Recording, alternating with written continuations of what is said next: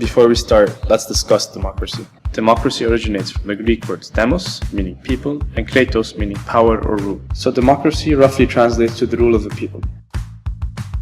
The birthplace of democracy is Athens, Greece. People used to state their opinions and ideas, and they would be voted on. Democracy is the most used and popular form of government. But does it always work?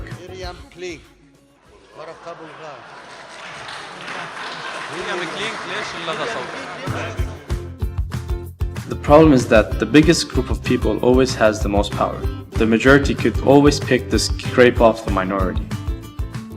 President Barack Obama had reached his two-term limit, so it was up to either Democratic presidential nominee Hillary Clinton or Republican presidential nominee Donald Trump to succeed him. CNN projects that businessman and television personality Donald Trump is the president-elect of the United States. He had clinched the presidency with at least 288 projected electoral votes, but a candidate needs 270 to win the presidency. How he did it? As the votes came in last night, Mr. Trump won in several key battleground states like Florida, North Carolina, and Ohio. Plus, he flipped Pennsylvania and Wisconsin, states that traditionally vote for Democratic candidates, and that helped him pull ahead in the Electoral College. Sometimes the majority doesn't know what is the best. Without having had government or military experience.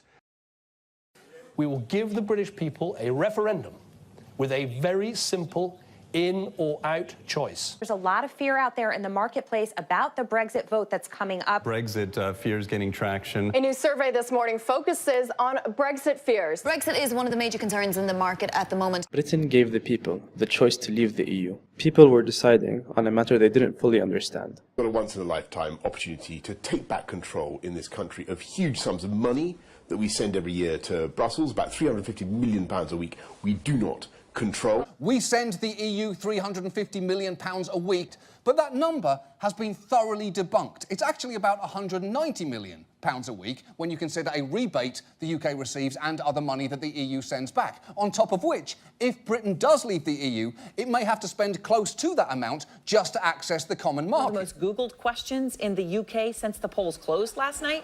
What does it mean to leave the EU, and what is the EU? I was very disappointed about the results. Even though I voted to leave, this morning I woke up and the reality did actually hit me. Trump was the candidate of the Republican Party. He is racist, sexist, and obnoxious, yet the people voted for him. He even got a record number of electoral votes. I will be the greatest jobs president that God ever created. I tell you that.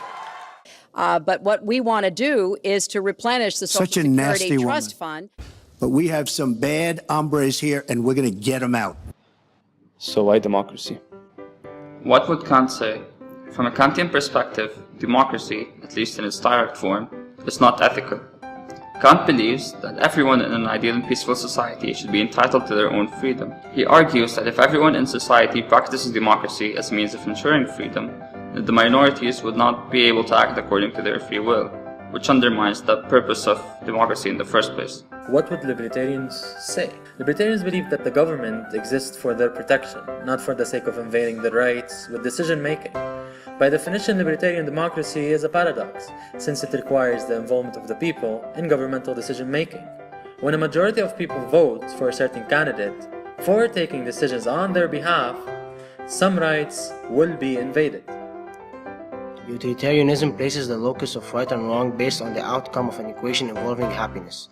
With democracy being the choice of the majority, it guarantees happiness for the majority of the people, thus choosing the situation with the higher amount of happiness. We see here that democracy, if performed correctly, perfectly aligns with utilitarian ethics. Even more than that, it's possible to say that democracy is a product of utilitarian thought. For virtue ethics, the ruler should be the most virtuous person of the society. Virtue ethics philosophers criticize democracy since not everyone has enough information to judge who is the most virtuous person. In fact, for Plato, in a virtuous society, someone like Socrates should have never been condemned to death. So what are we eating?